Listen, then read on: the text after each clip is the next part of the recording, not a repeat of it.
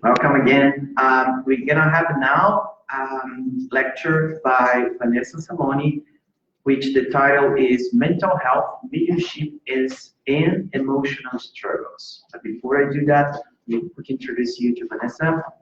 Vanessa is a doctor in psychology, PhD neuroscientist and psychologist. She worked at the University of Maryland for 18 years as a neuroscientist faculty and director of the behavioral science program. Founder of the School of Emotion and former president of the Spiritist Society of Baltimore, also founder of the Kardec Radio and the editor-in-chief of the Spiritist magazine. She is a Spiritist medium, fraternal counselor, and coordinates spiritual treatment and workshop in the US and worldwide. Co-author of the book, The New Generation with Developed Friend, which we do have a film to be sold in the front. Okay, so I want to introduce you guys to Vanessa. Thank you.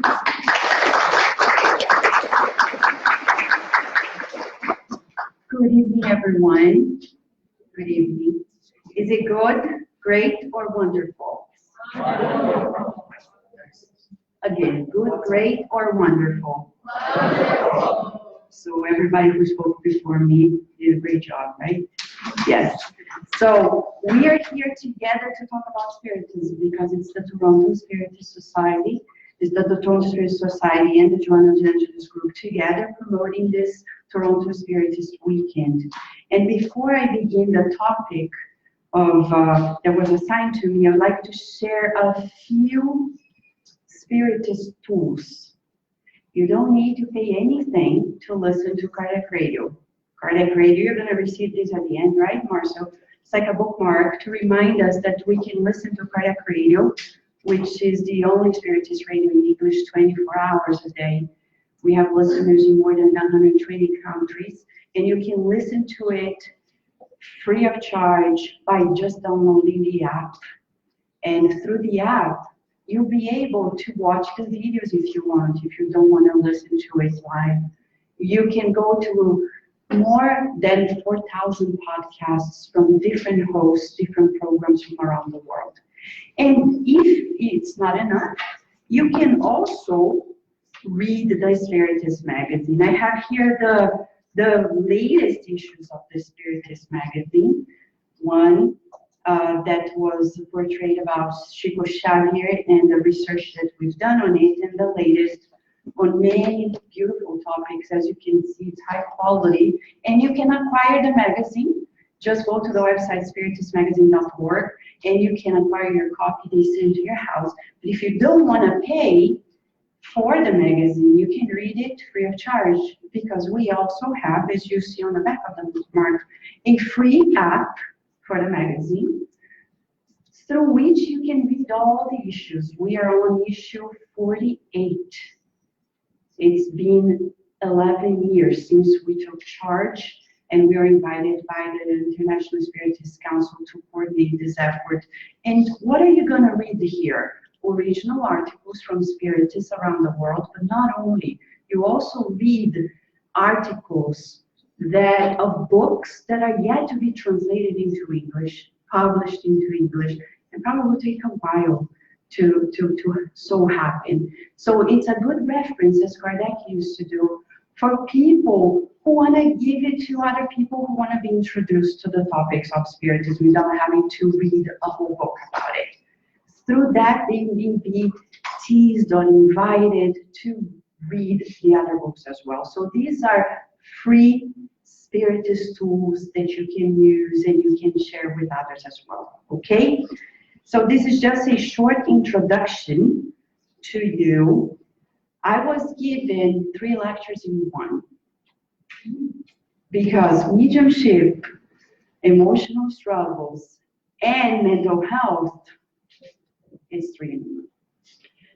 We cannot make a miracle, but we can try together to see how we can bring the intersection of these 3. The science of the mind has been studying several aspects of the mind, and Spiritism studying the spirit As Kardec defined it, Spiritism is a science that has the spirit as its object of study, ourselves. And why is it important for us to highlight that? Because many people want material science to explain things that pertain to the science of Spiritism. And it's not going to happen because we have different objects of study. We may intersect, but we're not going to study the same. Kardec very wisely brought to us that the science that we study as Spiritists has the goal to study the origin of ourselves as spirits, our nature, our destiny, and the interaction between us spirits and the corporeal realm. And there we intersect with material science, but there will be many things that solely and only pertain to Spiritism, because our material science does not have the same object of study that we do. It's important for us to contextualize it, not to be frustrated or bumping heads endlessly. We are here to study ourselves as spirits, who we are, where we've come from, and what is going to happen to us next. Naturally, we learn that there are laws of life. And that's why I said, you know, a best way to summarize it all is to point to all of us a reference, the book Thought and Life by Emmanuel. A book that is not very much read in our Spiritist movement, but we would say should be taken as foundational as well. We would say any science has a foundation, and Spiritism as a science has Kardec as its foundational literature, the pillars. And then we have, of course, Leon Denis at this foundation as well, and then the whole literature that was brought by the phenomenal medium Chico Xavier. And then everything else is an extension, a complement. But we're talking about the foundation. In this book, which was brought to us in the same year of the book Evolution into Worlds, 1958, Chico Xavier brings to us in 30 chapters, it's a thin book, but has 30 chapters, encompassing a summary of the directives. These are the very words of Emmanuel, the spirit author of this book. The directives that are given to the spirits who are in the schools of regeneration in the spiritual realm. We are spirits, but we are incarnated. For those who are discarnated here, it's another story in a way, but for us who are here, it's a book for us to know, a manual. How can I succeed in this reincarnation?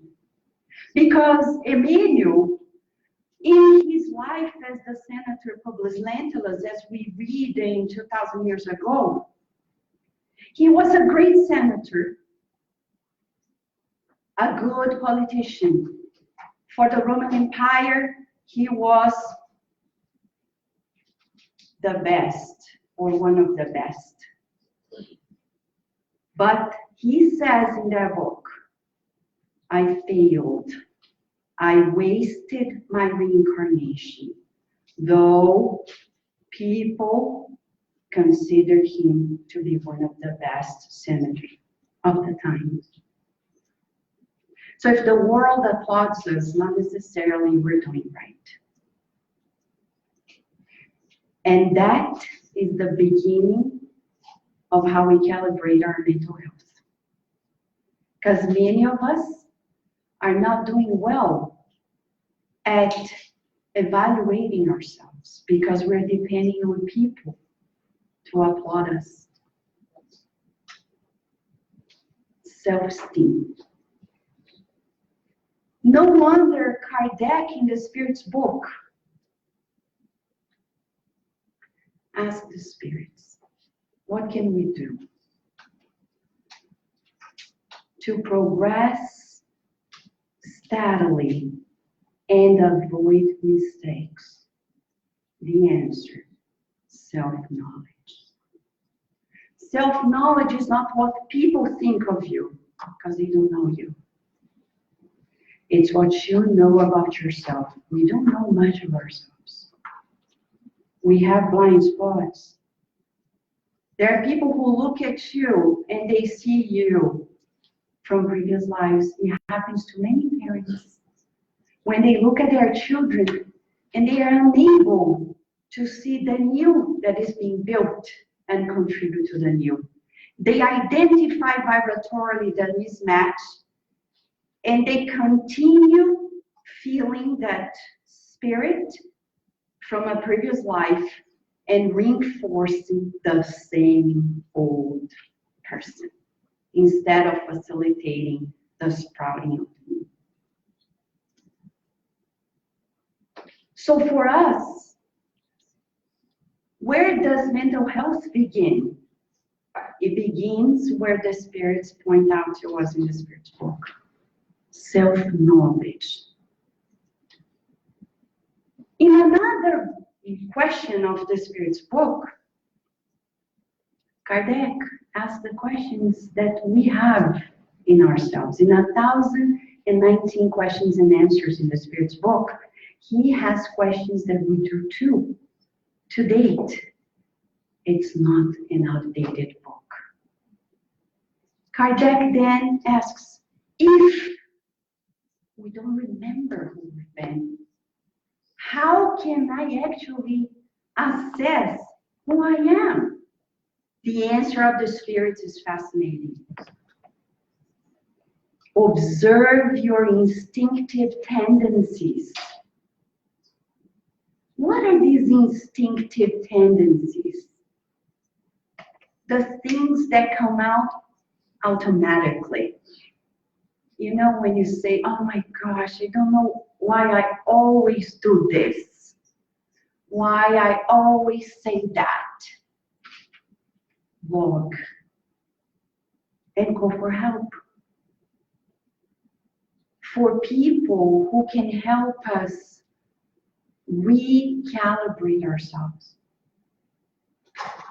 But you may say, just studying us, and many people are like, oh, but I don't want to study myself because I don't want to be more sad.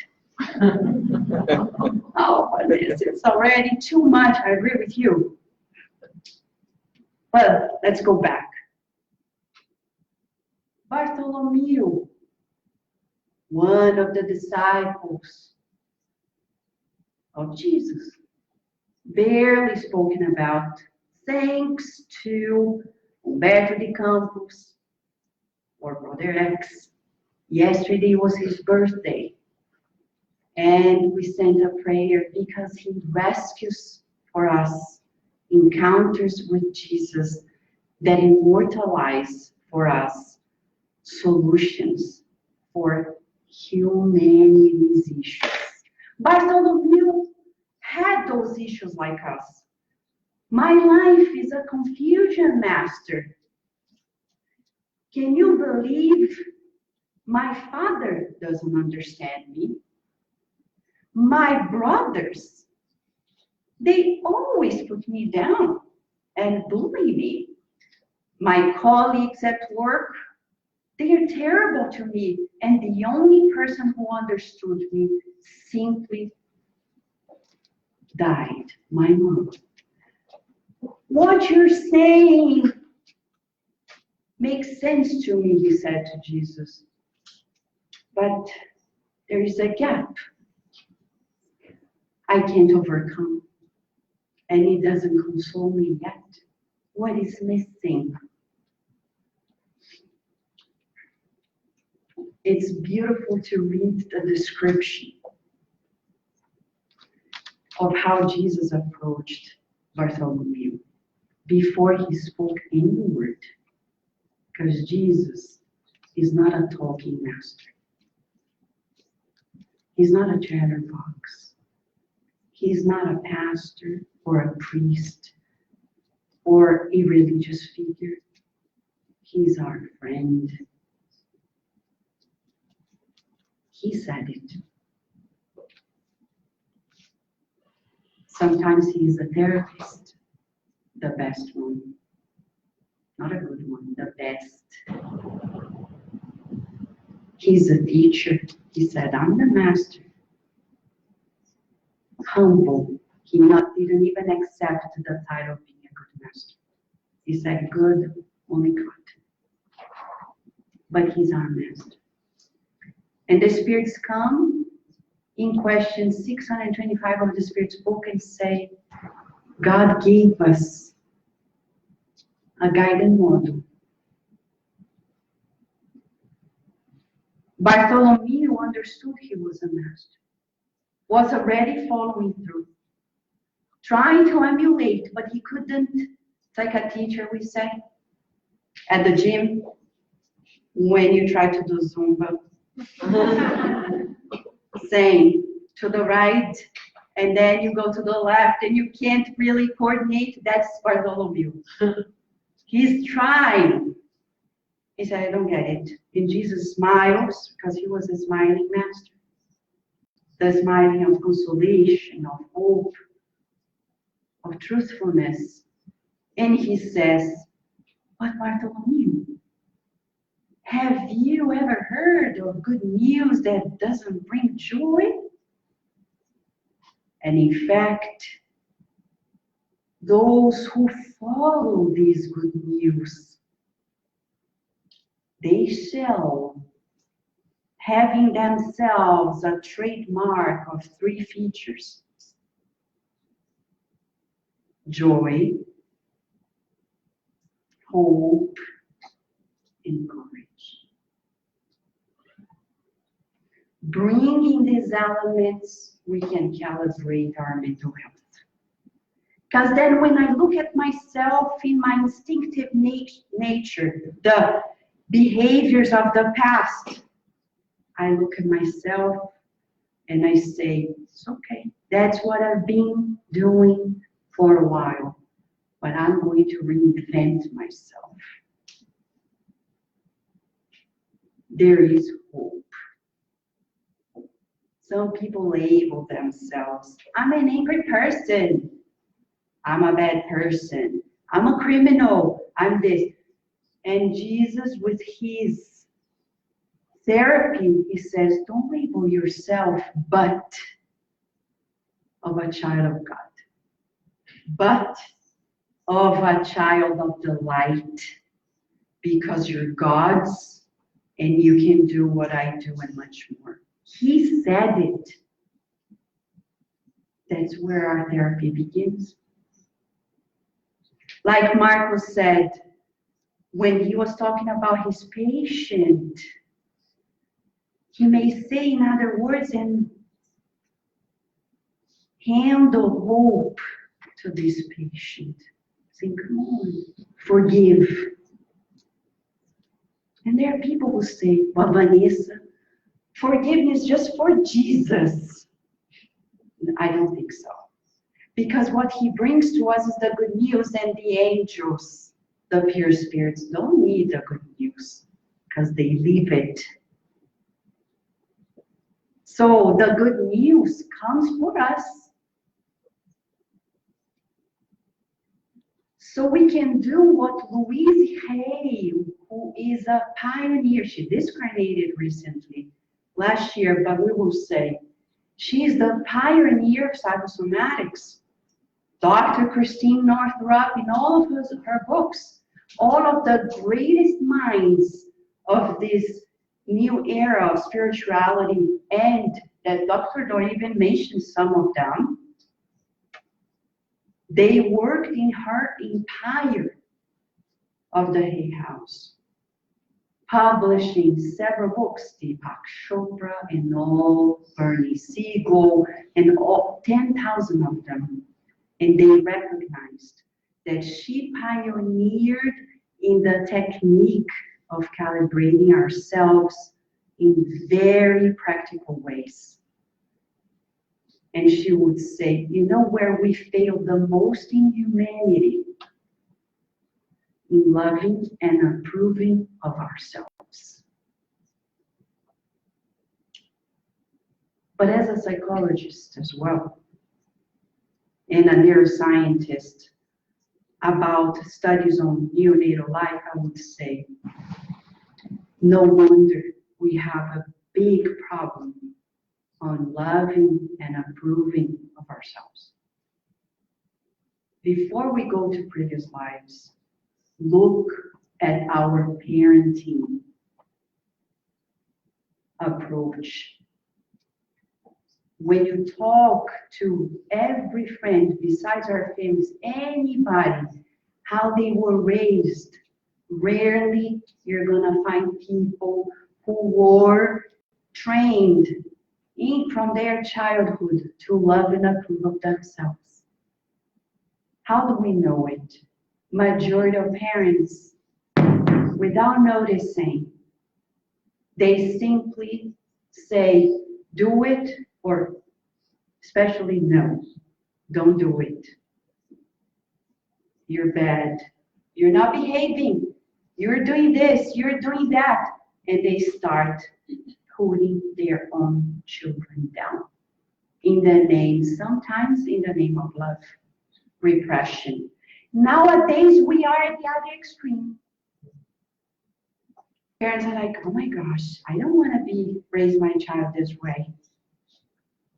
I want to raise my child permitting them everything because I don't want them to feel repressed. And we see the troubles that we're seeing nowadays. When you go to school, preschool,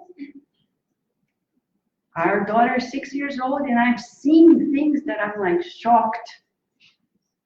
Like, man, we need to regulate preschools. We lack regulation. There's a lot of regulations when you start first grade. Higher education doing so well in so many ways, but preschool, infant care, we don't even know what to expect and how to train. And we're allowing many things that are astounding, not only the educators, but mostly the pediatricians. Talking to a pediatrician the other day, he said, it's just getting worse, Vanessa. They said, in all of your 30 years of practice, what's going wrong? He said, parents.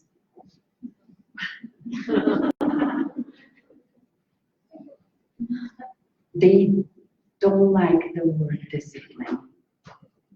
And I agree.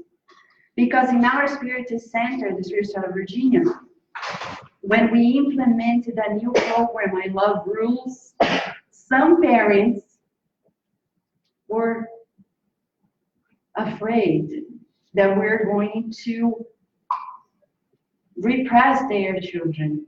They said, why don't you create a reward system? Because it doesn't happen in life. Either you do what is right or what is wrong is going to be punished. We're not going to punish, but we're showing consequences. Action and reaction. That's how the Creator creates us. We boost the prefrontal cortex. And now we go back to mental health. Because when we see how the brain is built, at our level as humans, we have the development of cortical areas that are defining in decision making at the prefrontal cortex level. Daniel Siegel, one of the pioneers in the studies of emotions, and especially in children, he gives a beautiful model that we can portray just by using our hand. As if this is our brain, the spinal cord, the nose is here. Inside in the midbrain down, we have the main modulation of our emotions related to survival, we'll say this way. At the top of it all, we have the cortical areas, and especially here at the level of the forehead, the prefrontal cortex. That's where lies the management of the reinvention of ourselves. How, you may be asking, Vanessa, how does that happen? And it has everything to do with the Spiritist science. In the book, Among Brothers of the Other Lands, several spirits wrote messages, but there is one chapter that Humberto de Campos described, a conversation among spirits from the beyond, while Chico Xavier and Baldo Vieira were traveling throughout the United States and some parts of Europe. And they say Spiritism is the light of discernment. Discernment comes with the use of these very cortical areas. Animals cannot do it. We need continuing thought because animals level have fragmented one. So we are capable of reinventing ourselves, of using these cortical areas to give a new meaning to our lives. Oh my gosh. Everything merges together. Viktor Frankl was right. Leaving the concentration camps and identifying that when people learn how to give a new meaning to their issues in life, they can reinvent themselves and have a better quality of life. There was a study by scientists and neuroscientists and computational scientists that revealed to us firsthand that our problem is not at the decision-making level. Our problem is before that. It happens in the encoding of it all. What does it mean? It means that they say there is an error when we're encoding the stimuli that will be feeding ourselves so we can make a decision. Aha! Then Jesus comes and gives a new meaning. Forgive. Why? Because we are all children of God. From now to immortality, you'll be best friends. No, we won't. Oh, yes, we are. The sooner you do it, the better it is. No, but I don't want to work with this person. One day you will. No, I won't. You will. If we learn how to do it now, better for us. Because we don't know if tomorrow is going to be that easy. How many of us would like 10,000 things we cannot do because of distance, because of resources? Maybe when we had them at hand, we misused them or took for granted. And now they are right here. Mindfulness. Giving value to everything that is happening now. First and foremost, what's happening here to us. That's why André Luiz, in the book Evolution in Two Worlds, begins chapter 1 by saying, right now we are co-creators at minor level, and our duty is to master the management of our spiritual body and consequently the physical body, to the point one day we'll do what Jesus did. Have you ever heard Jesus having a flu or cold? Never, right, Virginia? Why not? Because that level, he already knew it. He already knew how to co-create life at this level. He was already a co-creator at a major level, which is building planets, galaxies. We cannot even imagine because we can barely manage the cells of our bodies. But this is our task. Think about it. When I look at myself in the mirror, who am I seeing? Not necessarily me, but the only asset I am responsible for and nobody else, the physical body. And the scientists from Louise Hay to others, they say we have a hard time looking at ourselves in the mirror. Many people, they don't even brush their hair looking at the mirror. They are drinking coffee, dressing up, and combing their hair. And you see many people driving in the morning and quickly, please, putting the makeup on, not even that. But if we are co-creators at minor level and we don't love this asset, which Mentor Druso in the book Action and Reaction by André Luiz, through Chico Xavier, says to us, the physical body is the award that we receive when we reincarnate.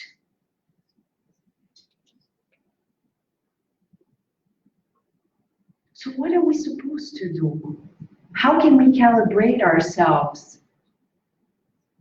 First, accept the title, Child of God. Do we accept it? What does it mean to be a child of God?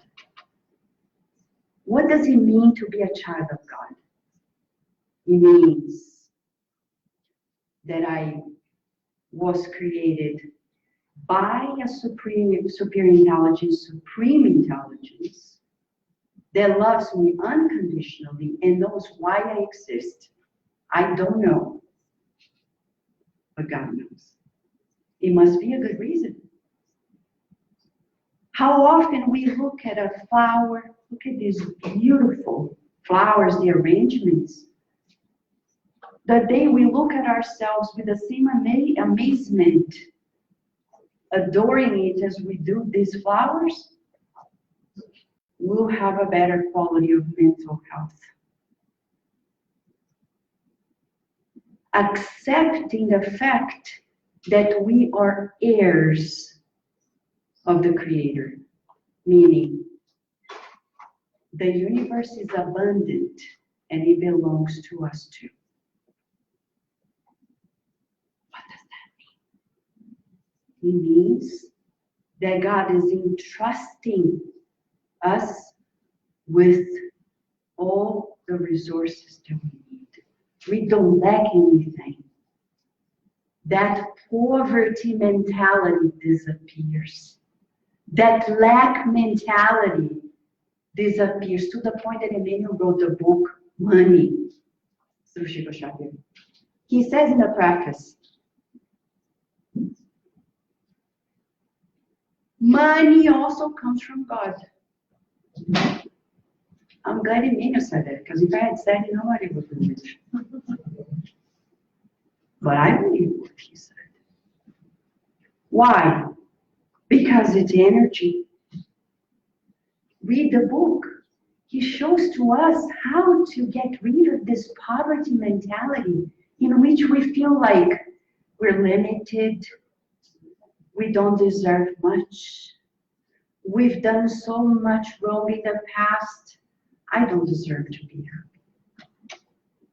But when Kardec listens from the Spirit, and I say listen, quote unquote, because he was not the direct medium, but when he listens to the instructions to the mediums and shares with us in the Spirit's book, study your instinctive tendencies, he didn't say that to put us down.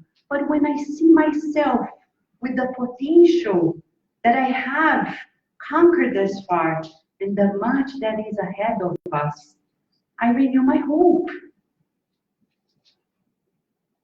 Not that people will change, but that I can improve myself. But not that improvement thinking that I'm bad. You want to see how? Think of ourselves as a seed. When you look at the seed of an apple tree, do you look at the seed and say, oh, you don't grow? What's your problem? You're bad. Well, the seed is a seed. It's complete as a seed. When we plant it in the soil and nothing sprouts, we don't curse at it, say, hello, where are you? But that's what we do to us. I'm impatient. But you have the seed of patience in you. By denying it and not believing in it, we're not helping it grow. We're suffocating it. Then I see that from the seed to the tree, nothing lacks in any given stage. When I accept that in each step I am complete, that it's just a matter of time, effort, and repetition. As André Luiz says in the book Evolution in Two Worlds, he says we're learning beings. We can learn anything. It's just a matter of effort and repetition. Effort, repetition. The distance between us and Jesus is effort and repetition. If we doubt it, we have to read all of it again. So much so that Emmanuel summarizes here the power of our minds in the first chapter, the mirror of the mind. He says, we, through our emotions, thoughts, we create, we co-create. We need to learn to tame this wild horse. And if you have ever tamed a wild horse, it takes time, effort, and repetition. But we need a system.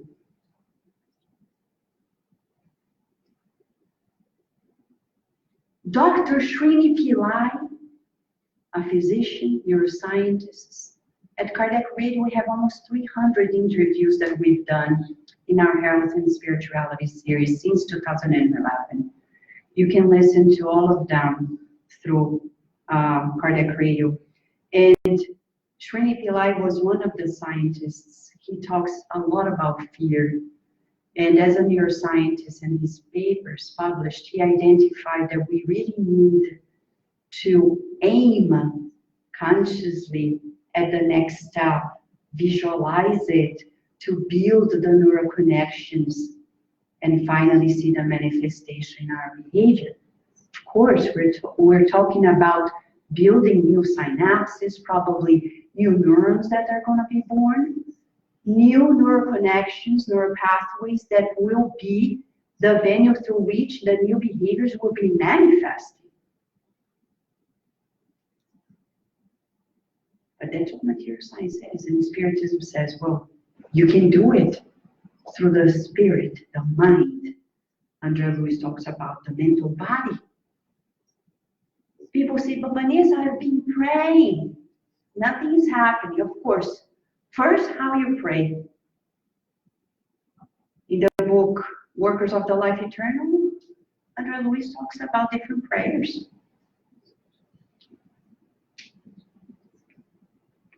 If it's just a cry, oh God, please help me, and then I spend the day.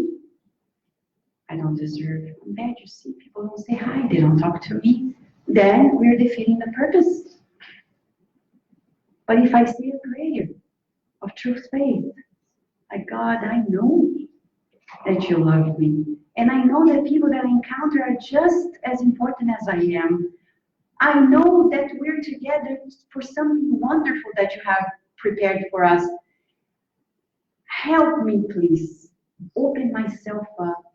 for these beautiful connections through my family, through my colleagues at work, the neighbors, the community.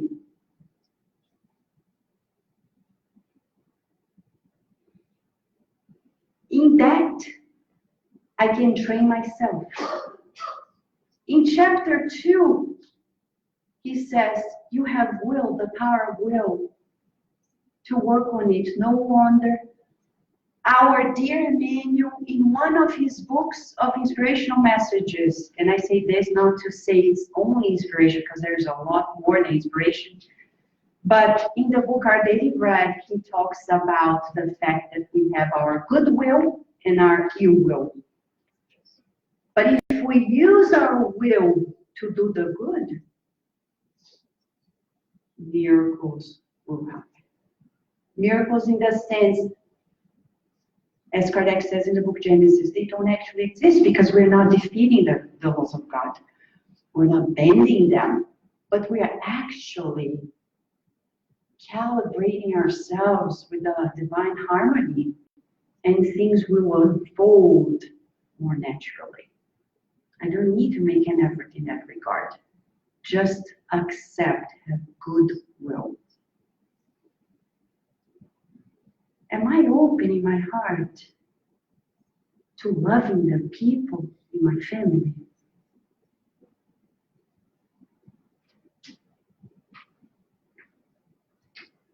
Or am I just reacting?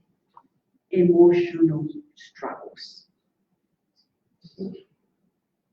Some of the greatest emotional struggles we have is really overcoming the emotional conflicts that show up when we feel guilty, or when we lack or we think we lack the capacity to forgive people in our lives, understand them.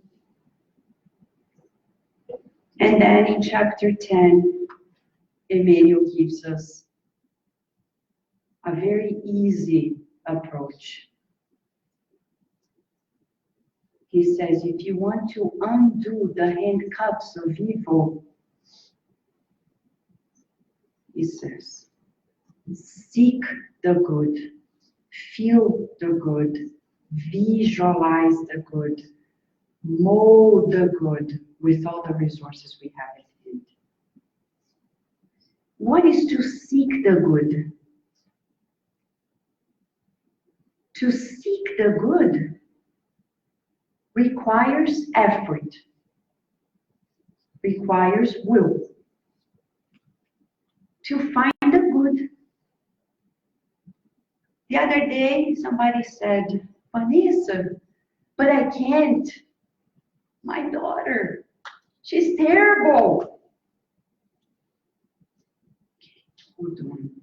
Is she 100% terrible? Or 99%?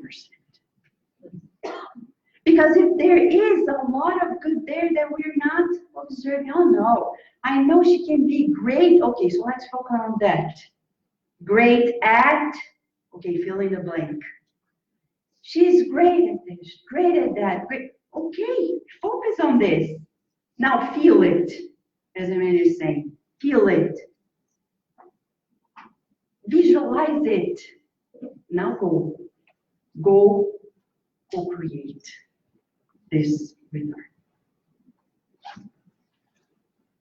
If she was given to you as a daughter, you can do it. Because the hardest part you've done, gestating. And why do I say this? Between two people who do not get along well, merging in paraspiritual connections, you feel it more than anything else. If you've succeeded at that level, you can do it. The hardest part is past. Make an effort to seek the good. Like the other day, Mentor Joseph said, I said, Mentor Joseph, I have a hard time with X person. What do I do? He said, thank her. For what? Thank her for giving you a hard time. What do you mean? I said, well, thank her for creating obstacles for you, because she's closing that door and you're opening other doors over there. Thank her that she doesn't accept you as you are, because then you can make more friends where they do. Thank her for being an antagonistic, because through that, you're opening new opportunities in your life. So thank her like we thank when we receive vaccines.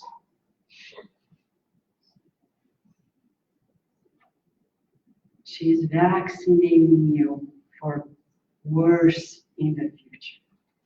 And I said, what do you mean worse? Something worse is gonna happen. I said, no. Think of Jesus. What he had gone through when he was incarnated. He was antagonized. People misunderstood him. And that was big. You think that happened to him only once? He was a master on dealing with enemies. He didn't create enemies, but he knew how to deal with those who made themselves his enemies. In that life, he already knew how to deal with it. You're being trained like everybody else in the planet. You're being vaccinated. But it hurts. Yeah, vaccines hurt. Tell children. But we love vaccines because they protect us from worse. That is seeking the good.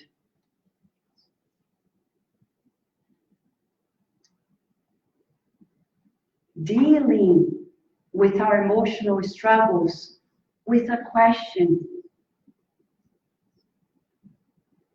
What can I learn from it? Dr. Viktor Frankl said that at the concentration camps, many who he saw surviving, they were very optimistic. And he saw the opposite regarding many who actually were killed. Said that the ones I observed, that those, you can watch his talks and interviews on YouTube, it's fascinating.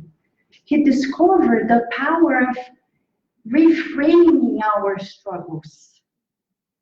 And that's what Jesus comes with the good news. He says, reframe your struggles.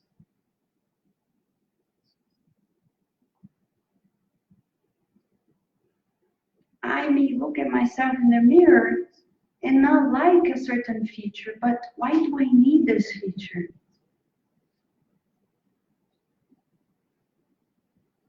We talk about bullying. There are people who spend their day just gossiping or teasing people for their shortcomings, physical, personality-wise, etc. And then we reincarnate. And we cannot stand looking at ourselves in the mirror with those features that we used to bully people about. And we can't look at ourselves in the mirror. But we need to reconcile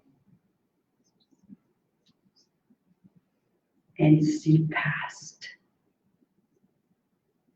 and love it. On the behind the scenes of it all, the reconciliation with ourselves as divine beings. But Vanessa, isn't that pride? No, it's self-love. Why? Kardec, again, in the Spirit's book, he gives us an analogy that is very therapeutic. Remember, Kardec was an educator. And when he brings the Spirit's teachings, he shares with us in a very educational manner. He says, we are the masterpiece of God. when we are cursing ourselves, we are actually telling the Creator that he doesn't know what he is doing or what he's done. It's as if you are in an exhibit and then the painter is here, the painting is there, and I say, oh my gosh, that's a terrible painting. And the painter, it's like, are you serious? I'm the painter. Oh, I'm so sorry. When I look at myself in the mirror, and I see the mirror not to see only the physical body, but to see ourselves, if I don't learn to love and approve of this masterpiece, I'm telling God, I don't know what's crossing your mind when you're still sustaining my life. So he's giving us a tool. Do we accept the title of children of God and the implications of it? Being co-creators. That's a big deal. You know why? Because when you enroll yourself in a next course, you're not going to doubt your capacity. People are going to say, what? You're 80 and you're going back to the university? Yeah, why not? I'm a child of God. I had to learn everything. But you're done in this life. Well, God doesn't think so because I'm still here. That's why Dr. Adão Nonato, in the city of São Paulo, as a wonderful spiritist and physician, he created a nursing home where he has a program to motivate the elderly people to start enrolling courses or activities that they portray themselves working upon in the future reincarnations. Because many people think of retirement as sitting back and relax. For us spiritists, it's not in our list anymore, retirement. We don't aim at retiring. We aim at learning new things, doing new things, because there is no end. Like my grandmother, because I come from a spiritist family since my great-grandfather. My grandmother was a model for me, but at 80, the people called her back to be the president of the Spiritist Center. And I talked to her on the phone, and she said, but Vanessa, don't you think I'm a... And she's a wonderful model. She's very positive, doing great. But don't you think I'm already old? I said, Grandma, as far as I know, and you know, if God wants you here, you still have something to do. And if that's part of it, do it. They want you, they need you. You're needed. But I can't do the same things. Well, doing the things that you can. They don't want you to run in the Spiritist Center, to clean the Spiritist Center. They want you to be this peacemaker. Just be you. It's fascinating because she taught me much. I never expected that one day I would give it back to her and say, Grandma, you need it, not only for me, but for many. Do it.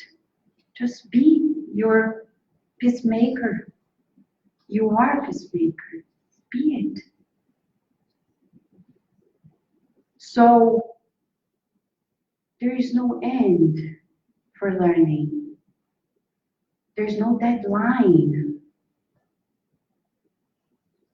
That's why Jesus said, Bartholomew, hope.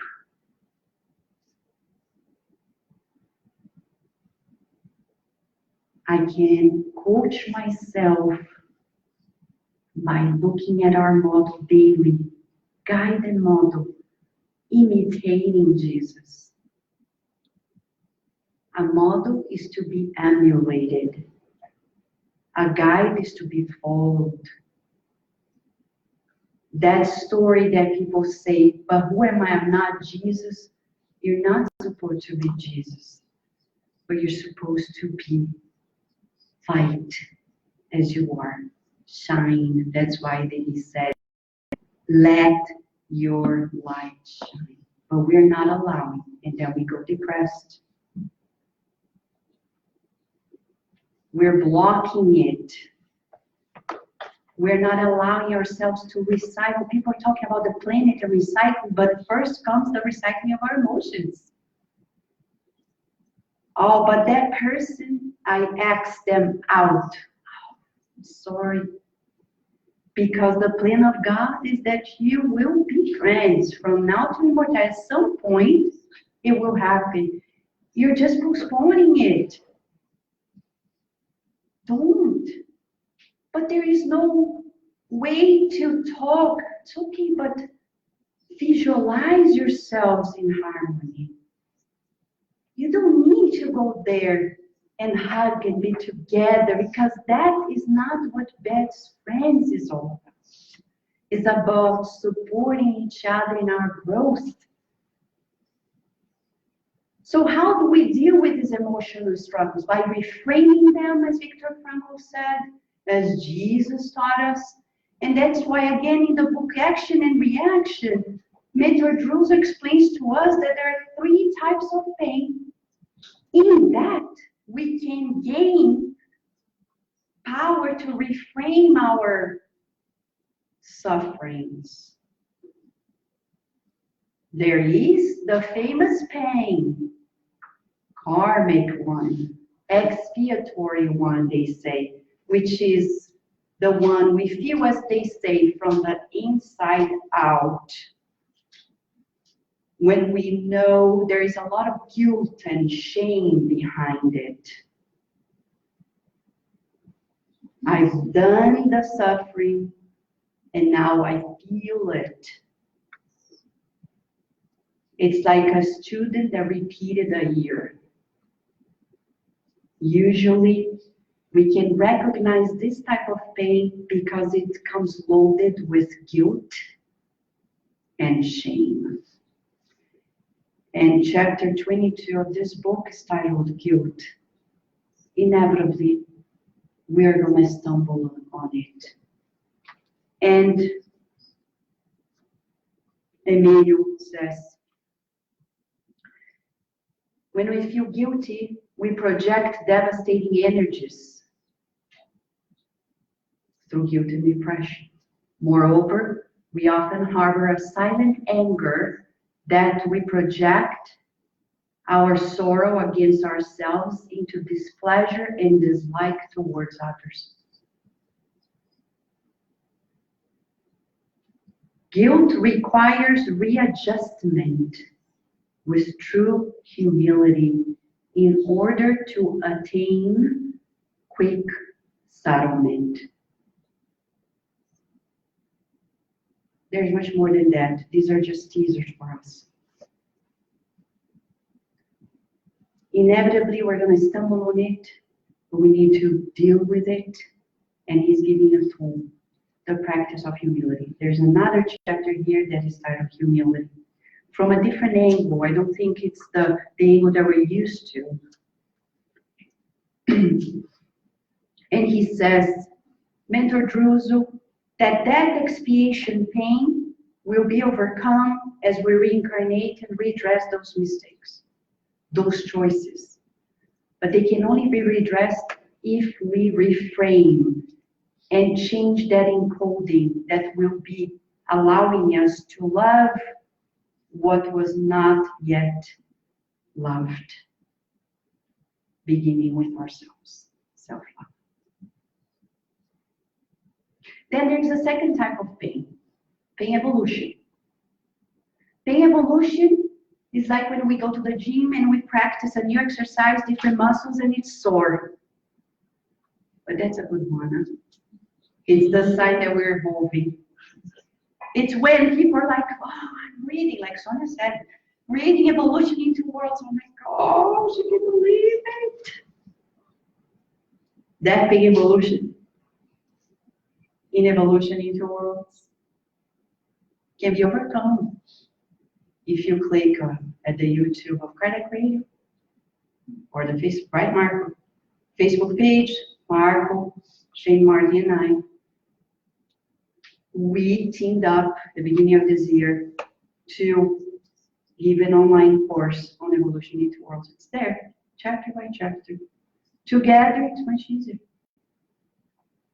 You're not alone anymore.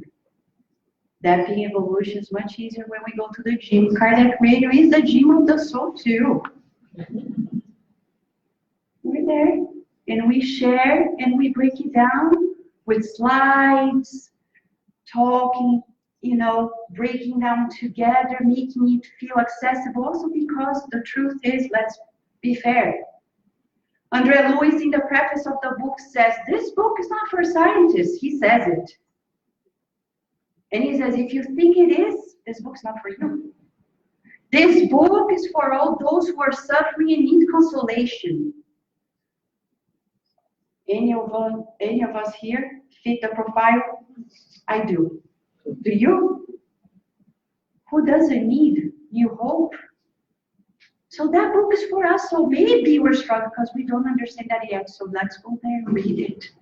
But that being evolution is natural. And we need to feel it. It's when Deepak Chopra says, when I encounter myself in a new moment I've never experienced, it's strange.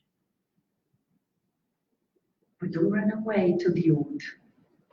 That's why Jesus said, courage.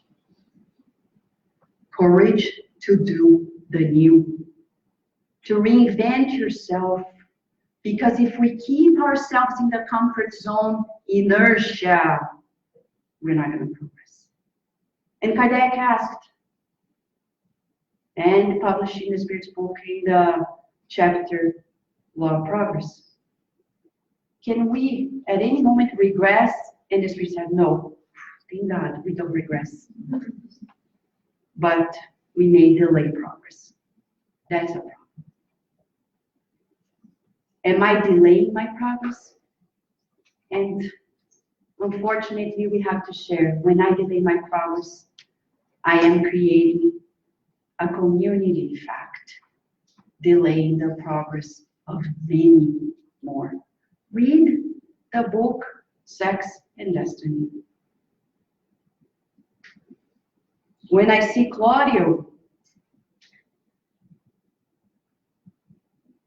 in his slippery road, his best friend, who is not necessarily an obsessor in his life, just a companion of affinity, Moreta, he is also in that plateau until a disaster comes.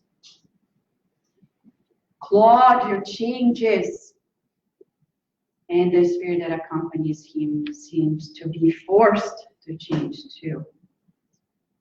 The mentor, Brother Felix, comes and says, Moreta, now you give energy to this woman who is in a coma, because we need to keep her alive for a while, because there are many people here.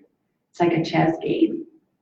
If this person dies now, many parts here will be affected. We have to fix a few things before that happens.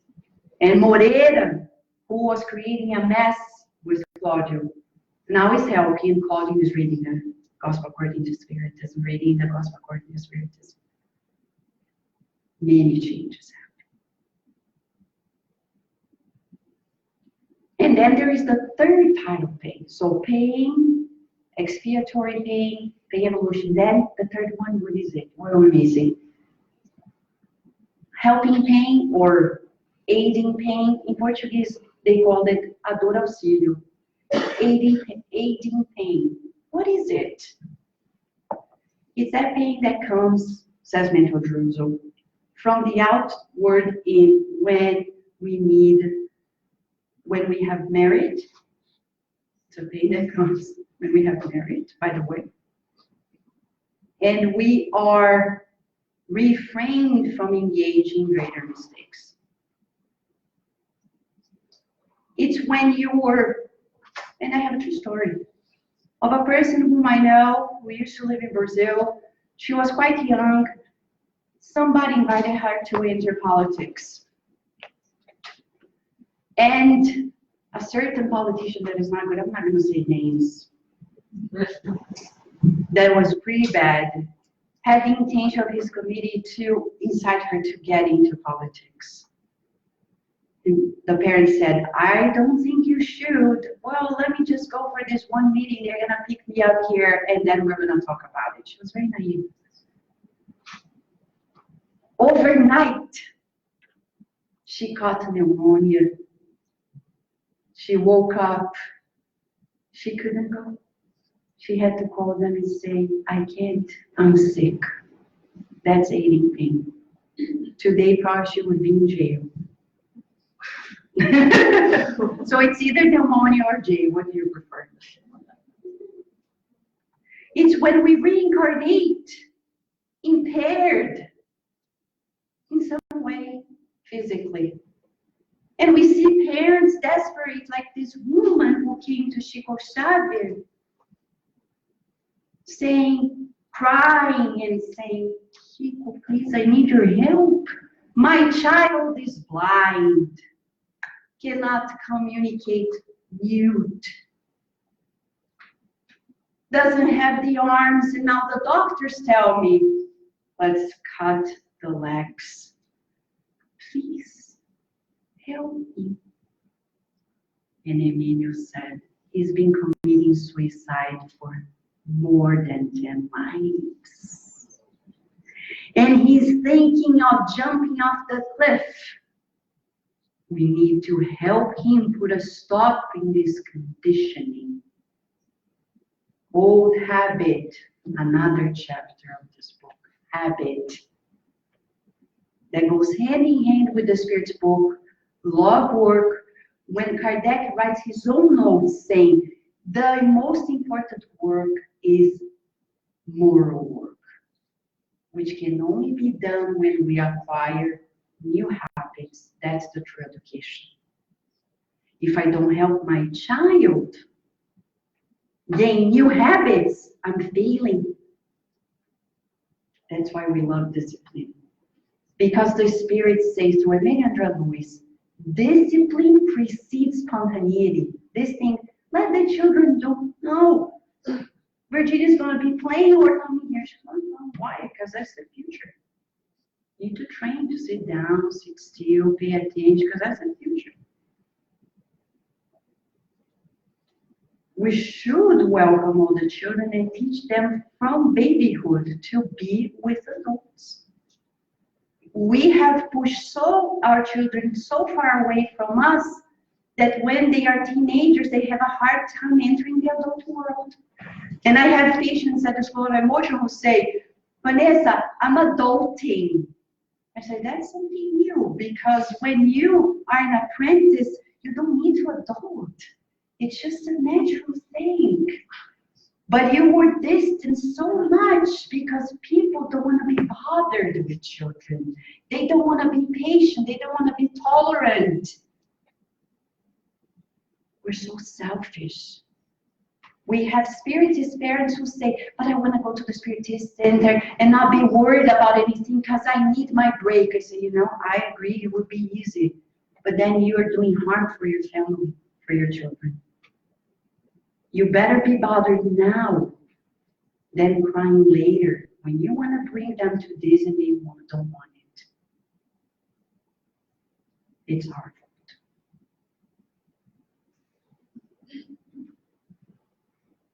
So that aging pain is anything that creates some form of impediment for worst choices. Worst choices in our lives. Those categories of suffering will help us reframe our emotional struggles and thus seek the good always, which will give a good foundation to regain harmony in our mental health. As we march to the last third of our conversation here with more elements, let's bring either health overall or specifically mental health. We're talking about health and predispositions to illnesses, which was addressed by André Luiz very skillfully in chapter 19 of part 2 of the book Evolution into Worlds, when he was asked, because that's a question, where do these morbid predispositions come from?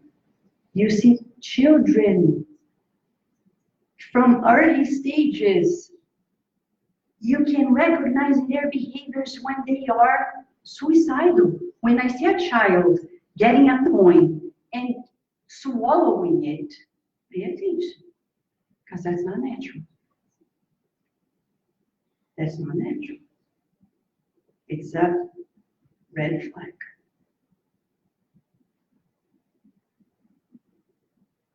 Where does that come from? That predisposition to self-harm. Where does that come from? André Luiz answers. Our morbid predispositions come from when we make grave mistakes. He's talking about the mental body.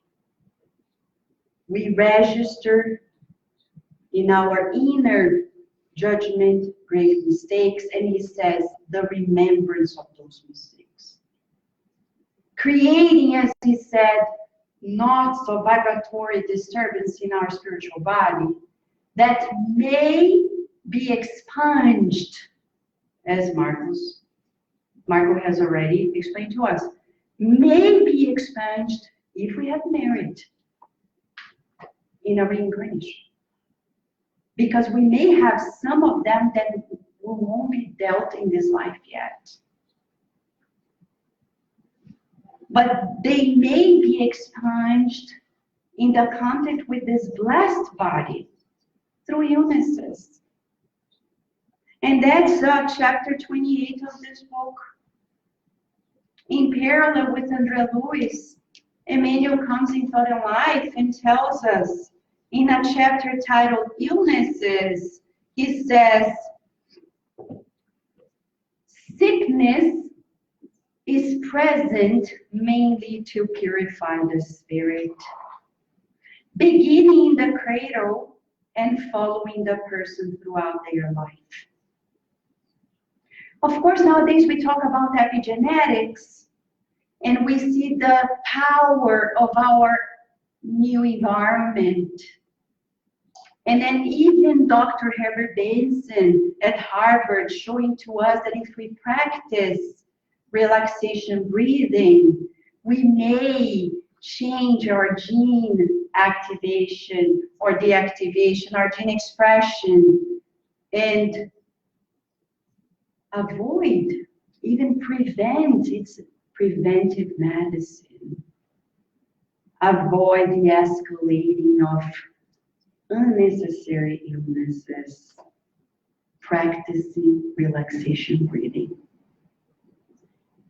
So if we are born with mental imbalances, they are the expression of this expunging of these disturbances that are being manifested in our neurochemistry that is altered, generating mental illnesses, requiring from us and the family patience, work, tolerance, etc.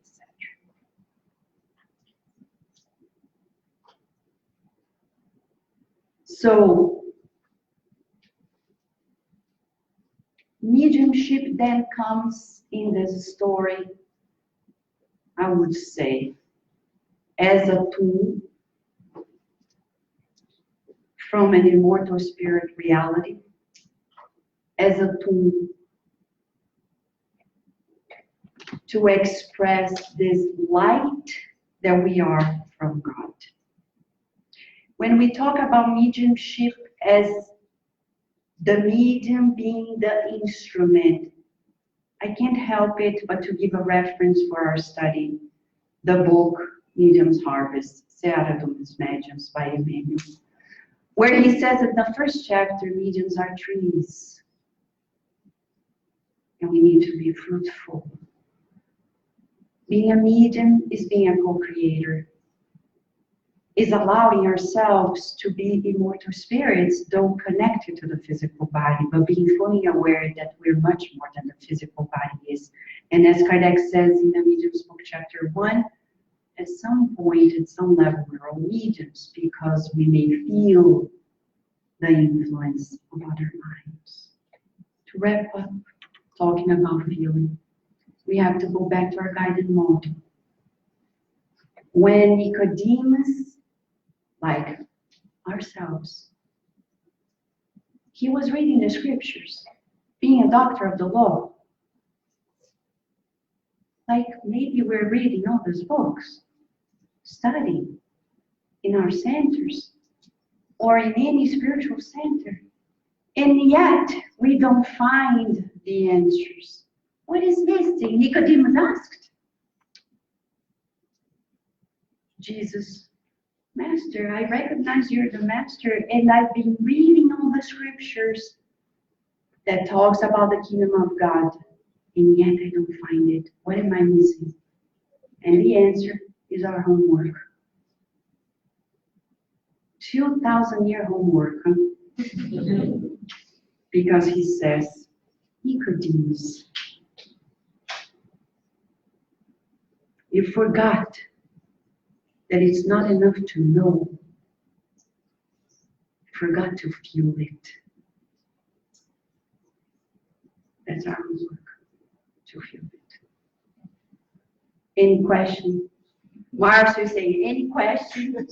Ask Jesus.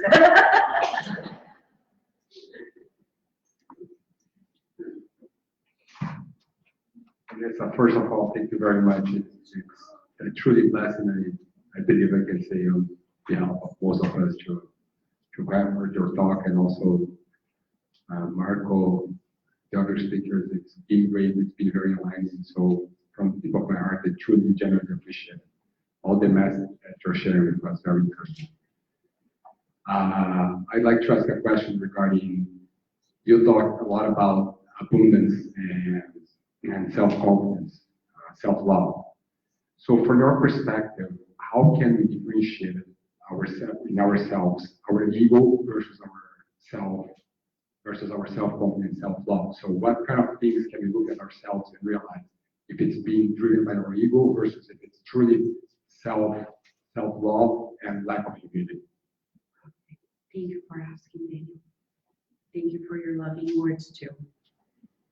So, when you're saying this, it reminds me of when Kardec asked the spirits, what is a spirit? And the spirits are funny because they say, it's hard to say in your words, but we would say it's a flame, like a divine flame. We would say if we visualize ourselves as divine flames. Can you imagine? Visualize yourself as a divine flame. What is it? It's beyond the body. But I'm divine flame. I'm radiating, but vibratory responsibility. What am I radiating? That's the question. Because as divine flames, my essence is clean. I just need to adjust my output. But not for the other ones to see. For myself. I can't put a face, use masks, as psychologists say, like, using masks is very conflicting. Because then, oh, I know you're not going to love me, so I'm going to speak very sweetly and kind. No. We may be kind like Jesus and firm at the same time. He knew how to do it. We're learning it. And be sincere. There were times that Jesus was approached, asked questions, he didn't answer. Read the book, No Roteiro de Jesus. It's translated into English, not published yet, but if you go to Kardec Radio, 40 Days with the Master, the whole series is about each chapter and the series that we share with you. There were times he didn't answer because he was being sincere, though kind, not to answer because the answer would probably be too much. So if we visualize ourselves as divine flames, we'll treat ourselves more kindly and be more responsible, I would say, more conscientious in our output. We would say nowadays we are learning as an environment, as a planet, when we talk about ecology, about being responsible with the planet, but are we responsible vibratorily? And creating that consciousness of our vibratory responsibility will be very empowering. I will know my essence and let it shine, because if I don't shine, the ones who depend on me will be in the same darkness. My darkness may affect them, the shadows.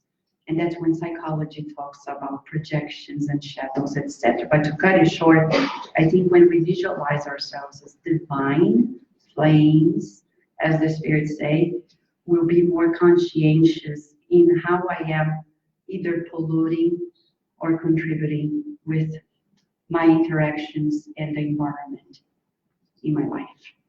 I hope, Daniel, this is the beginning of our reflection.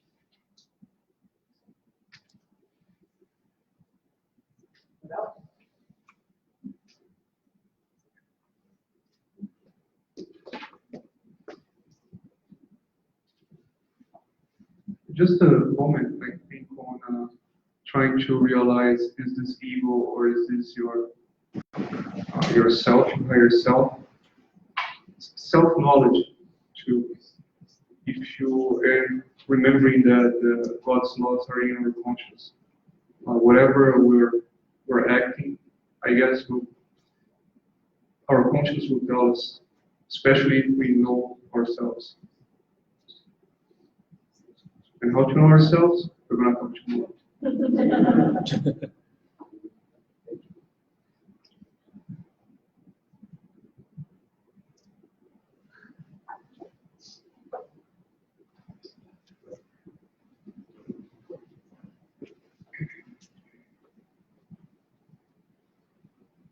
Thank you again for bringing your light. I have so much gratitude in my heart right now, just listening to what both of you shared so far.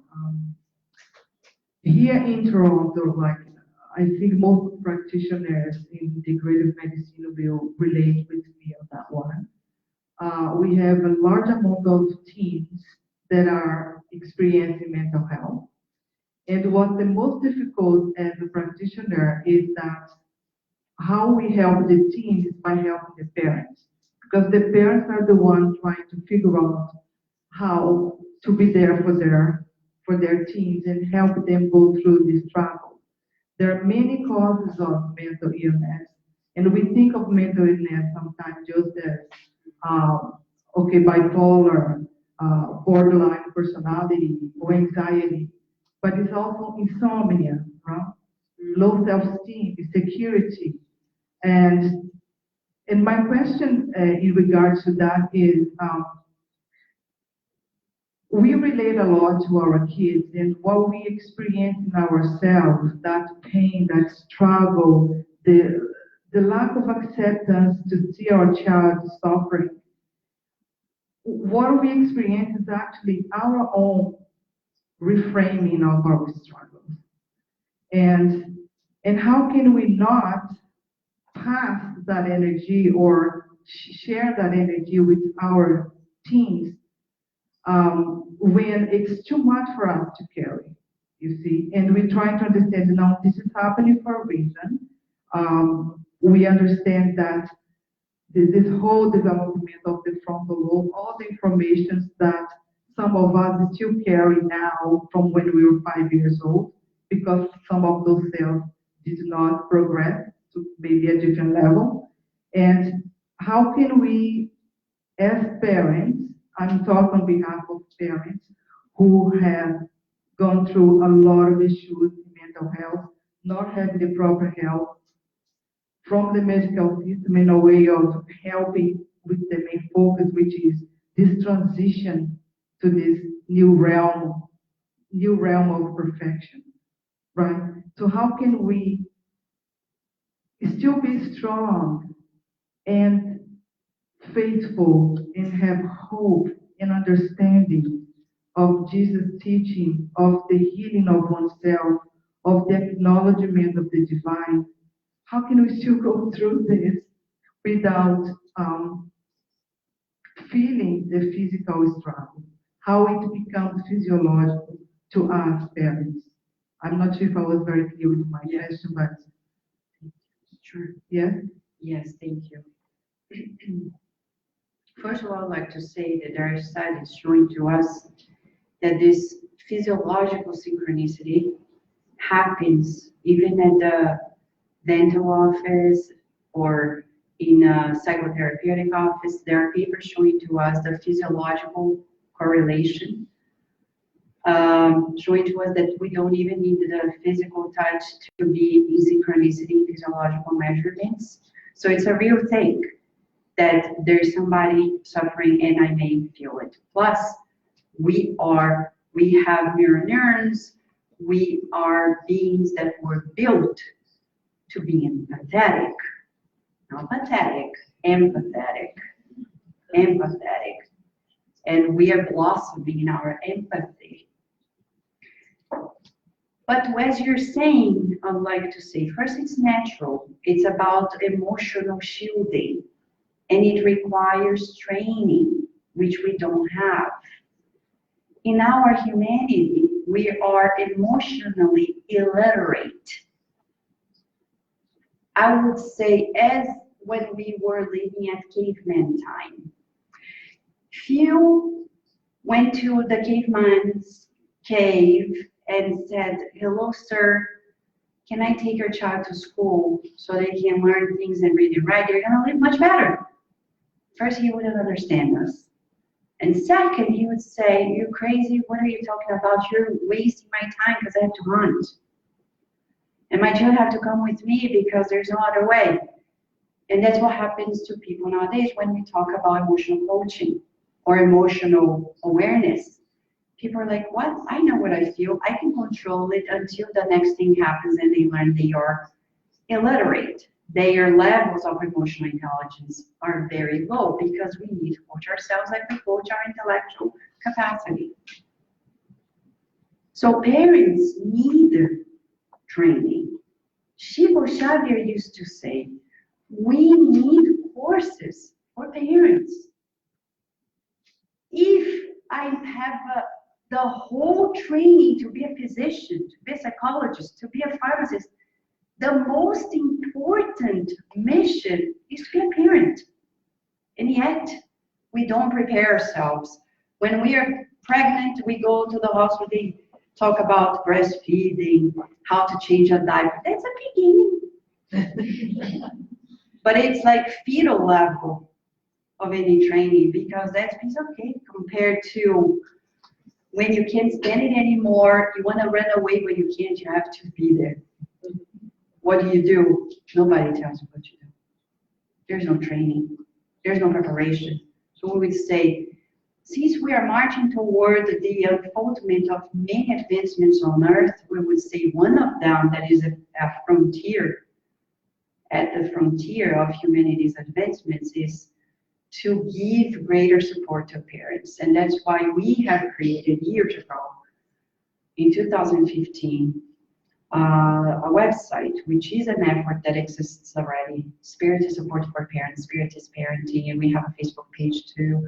It's still modest, but we have been doing our best, and people are teaming up, and we are going to release, with the efforts of the Spirit Center of Virginia, an app that is called Spiritist Parenting, where we're going to share resources for parents of all age groups to give parents more resources to deal with their mission. to prepare better, and to know how to reset when guilt comes, shame, sorrow, etc. So we are marching towards it, empowering parents, saying, I would say to all parents, if God entrusted this child to you, God believes in you. Don't dare to say otherwise. The end. Thank you very much. Thank you.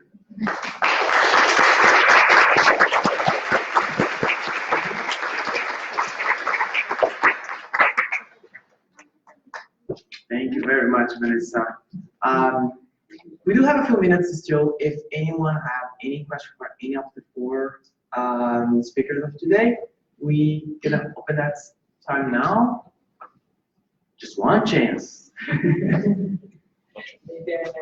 Yeah, sure. Whether would you comfortable to answer to me sometimes what's the difference between mediumism and mental illness? When the medium feels like doing many things and some are right for them to do, they should do, and sometimes it turns into a mess into their lives. You know, the impulse to do so many things. What's the difference between?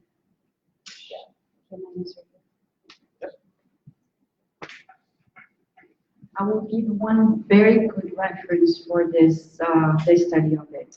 In the domains or realms of mediumship, Andrea Lewis very masterfully shows to us the fine line between them, showing cases where this person has mental illnesses that were byproducts, as we said, of choices of the past that imbalanced us, and now are manifesting in our physical body, in our neurochemistry, plus the aspects of spiritual influence that can be happening together. I don't think we can separate as if one and the other will never coexist. But each case is a case, and I think in that book we have good cases portraying the possibilities. So in the realms of mediumship, by Andrea Lewis through Chico Xavier, can give us in-depth more guidance in that regard. It's not really a question, but I forgot to tell when we were talking about the naturopathic medicine, and again, it's not spiritism, but I just forgot to say one of the things that align in a certain way to what we learn in spiritism is that the practices that they use are meant to move what they call, to balance what they call vitalism. And vitalism, according to what the way they define, is very similar to what we learn in spiritism as vital fluid. So it's just a question. All right. Hello everyone, so we are almost done for tonight. Tomorrow we have another two talks. Tomorrow the subject will be family ties. So it's a beautiful and necessary topic to study. So and tomorrow we'll have our innovation for this 7th TSW, which is the TSW Kids. So as we know, when we reincarnate, we come as a baby, and that is the phase where it seems to be the easiest way for us to become a better person and to become a better spirit. So that's why it's so necessary for the kids to start to study spiritism or whatever religions you follow, but to follow and for you to become, let's say, somewhat better tomorrow than today. So to close our work today, we start using this book, The Psychology of Gratitude, and we read something very special And we would like to talk about gratitude, how this exercise is so important into our lives. So when here, Jonah says, daughter of maturity achieved by reason, gratitude supersedes instinct. It is an acquisition of great magnitude because it provides balance to all who know how to offer it. So as soon as you start to be grateful for the life that you have, we do live experiences. We don't have a problem. We do live experiences. And every time that you go over and look at that experience and ask, what is in there for me to learn? Not why I'm living that, because we put ourselves as victim, but what is there for me to learn? So this is a way for us to be grateful for the lives that we have. And as a gift, TSW wants to offer everyone the gratitude pot. We did this, is in the front. So when you get out, you can pick one. So the exercises, you can do this every day. We always have something to be grateful on our daily basis. But if it is too much time, if you do practice your evangelism class, your gospel at home, so this is a very great time for you to do. So you can write in a paper what you're grateful for this week or for this day. Put in that little pot.